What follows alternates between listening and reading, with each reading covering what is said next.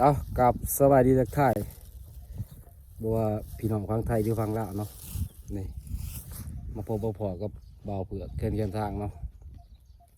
เนื่องจากว่าคลิปกับบริทายล้นเลยพี่น้องค่าเฮ็ดเบียกเฮ็ดงานมันก็บ่ค่อยมีเวลาเนาะช่วงนี้ก็จังไดก็ฝากติดตามผลงานนี่เด้อพี่น้องเอ้ยเพื่อเป็นกำลังใจในการทำคลิปเนาะดินรนพื้นสู่เพื่ออยากมีชีวิตที่ดีนี่แหละ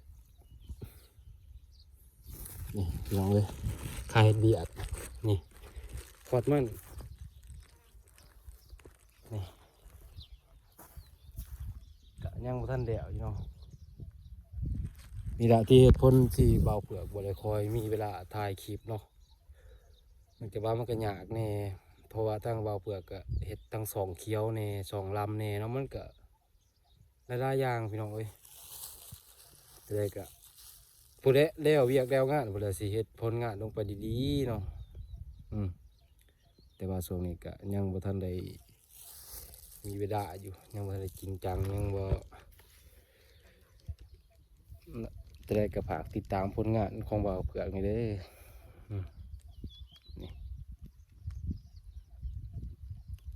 ทาง4,000ไม่ยากก็จะไปทางไหนล่ะพี่น้องเอ้ยไปเที่ยงบ่เดี๋ยวสิย่างไปหาเพิ่นเนาะเดี๋ยวเขาก็สิย่างไปหา4,000นะยะเอานี่อยู่ไห้อยู่หน้าเก้าพี่น้องขวดมันโอ้ยพี่พุ่นขวดมันเฮ็ดมันดีกว่าเนาะก็สิประมาณนี้เนาะวันเนาะของงานเนาะบ่ได้ไปใส่มาใส่เดี๋ยวพี่น้องเอ้ยอยู่แต่น้ำให้น้ำหน้าเดี๋ยวเฮ็ดปลูกหมอปลูกมันปลูกตั้งแต่พังนี่กับพังนั่นก็ปลูกเนาะแต่มันบ่เกิดพังนะจักมันเป็นน้ำยักเป็นน้ำดำบ่งะบ่คือจังไดเด้นี่จะได้กับฝากติดตามผลงานคือเก่าแล้วเนาะก็มาเบิ่ง4,000นะยะจะเพิ่นเฮ็ดอีหยังไปเบิ่งกันพัดเนาะ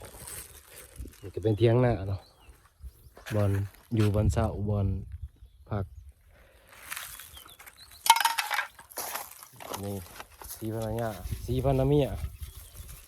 จะเพิ่นเฮ็ดอีหยังล้างหม้อนี่ก็มาหาเลขนี่ก็พักจังหน่อยแล้วก็สิไปดูอีกต่อพี่น้องเอ้ยจะได้ก็ฝากติดตามผลงานต่อไปเด้อกับคลิปนี้ก็สิขอจบเพียงเท่านี้แหละก็บางคนก็สิเขามาเบิ่งก็